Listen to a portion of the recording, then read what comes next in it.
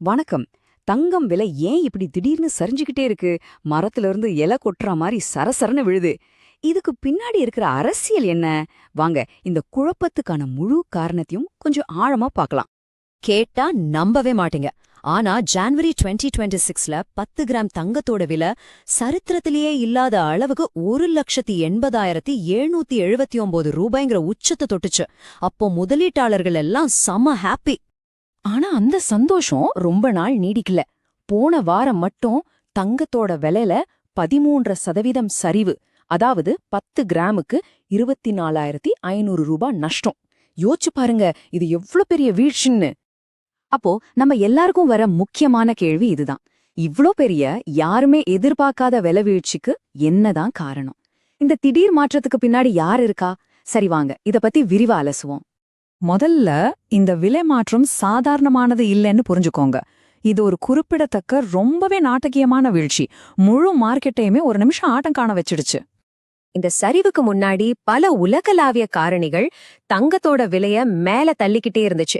அந்த புதிரை கொஞ்சம் புரிஞ்சுக்கிட்டாதான் இப்போ நடக்கிற குழப்பத்துக்கான காரணம் நமக்கு விளங்கும். இப்போ இந்த ஸ்லைட பாருங்களேன்.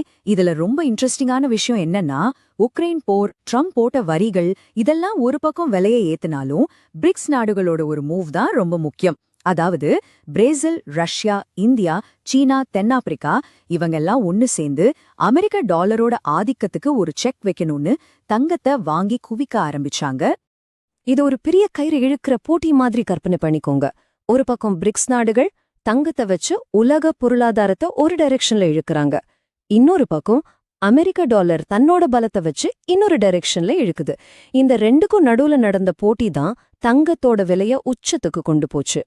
சரி, இப்போ இந்த விலை வீழ்ச்சிக்கு முக்கிய காரணமா சந்தேகிக்கப்படுற ஒரு விஷயத்துக்கு வருவோம். இந்த கதை ரஷ்யாவை பத்தின ஒரு முக்கியமான செய்திய மையமா வச்சு நகருது. இதுதாங்க அந்த அதிர்ச்சி நியூஸ்.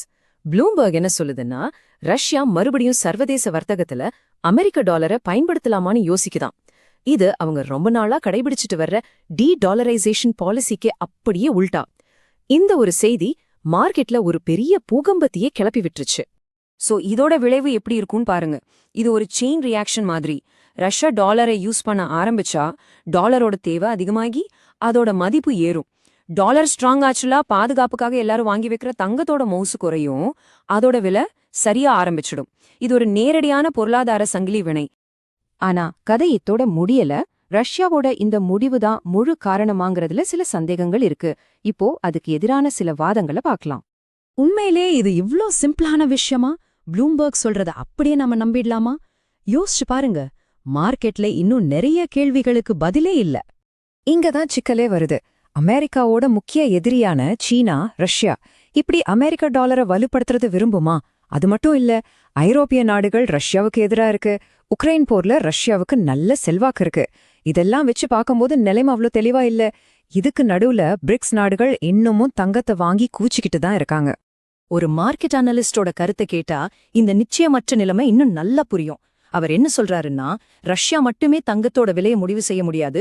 விலையை 1,00,000 ரூபாய்க்கு கீழே போறதுக்கு 100% வாய்ப்பே இல்லைன்னு அடிச்சு சொல்றாரு. இதுல இருந்தே தெரியுதில்ல இந்த விஷயம் எவ்ளோ நுணுக்கமானதுன்னு. சரி, தங்க மார்க்கெட்ல இவ்வளவு குழப்பமும் நிச்சயமற்ற தன்மையும் நிலவுறப்போ ஒரு புத்திசாலி முதலீட்டாளர் ஒருபடி பின்னாடி வந்து வேற என்ன நிலையான வாய்ப்புகள் இருக்குன்னு பாப்பதுதான் சரி.